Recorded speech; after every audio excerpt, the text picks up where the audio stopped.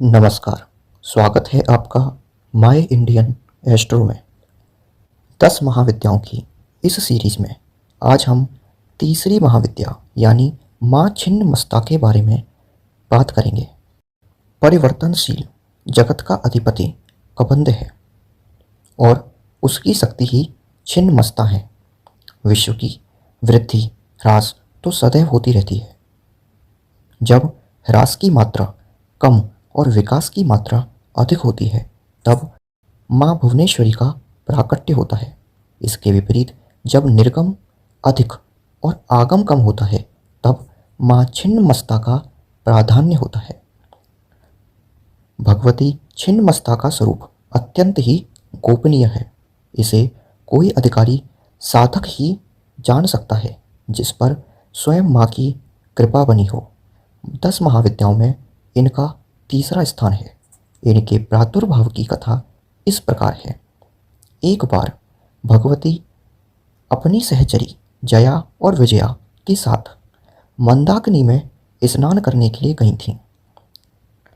स्नानोपरांत क्षुधाग्नि से पीड़ित होकर वे कृष्ण वर्ण की हो गईं। उस समय उनकी सहचरियों ने भी उनसे कुछ भोजन करने के लिए मांग लिया।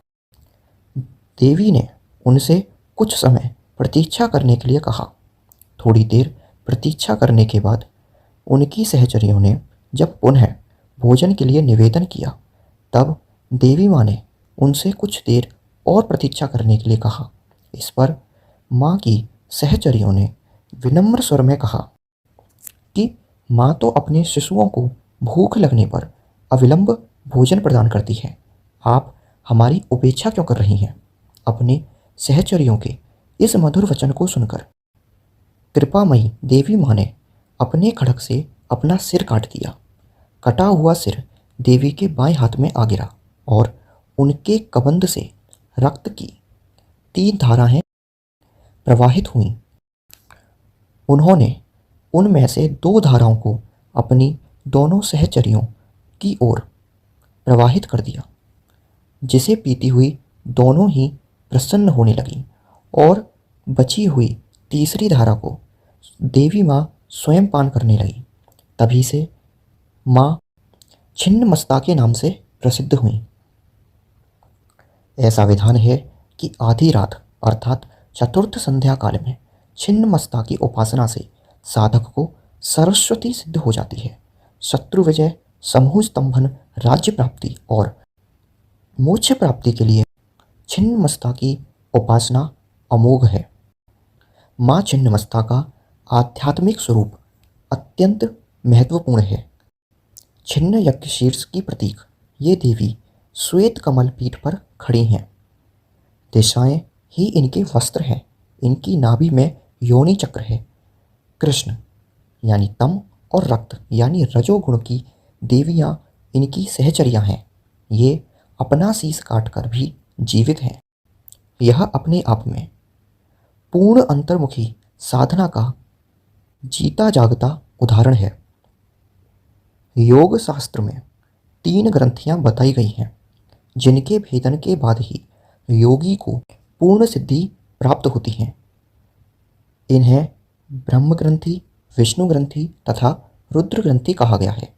मूलाधार में ब्रह्म ग्रंथि, मणिपुर में विष्णु ग्रंथि तथा आज्ञा चक्र में रुद्र ग्रंथि का स्थान है। इन ग्रंथियों के भेदन से ही अद्वैतानंद की प्राप्ति होती है। साथ में आपको बताते चलें, मणिपुर चक्र के नीचे की नाड़ियों में ही काम और रति का मूल है। उसी पर छिन्न महाशक्ति आरूढ़ है। इसका ऊर्ध्व प्रवाह यानी ऊपर की ओर प्रवाह होने पर ही रुद्र ग्रंथि का भेदन होता है।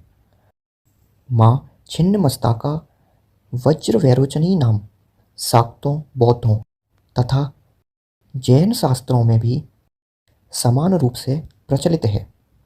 देवी माँ की दोनों सहचरियों रजोगुण तथा तमोगुण की प्रतीक हैं। यहाँ तक कि हिरण्यकशिपु, वैरोचन आदि सभी छिन्नमस्ता के ही उपासक थे। इसीलिए इन्हें वज्र वैरोचनी भी कहा गया है। बता दें, वैरोचन अग्नि को कहते हैं और अग्नि का स्थान मणिपुर में होता है। इसीलिए योग शास्त्र में माँ छिन्नमस्ता का ध्यान मणिपुर चक्र में ही किया जाता है और वज्र नाड़ी में इनका प्रभाव होने से इन्हें वज्र वैरोचनीय भी कहा जाता है। श्री भैरव तंत्र में कहा गया है कि इनकी आराधना से साधक जीव भाव से मुक्त होकर शिव भाव को प्राप्त कर लेता है। जय माँ छिन्नमस्ता।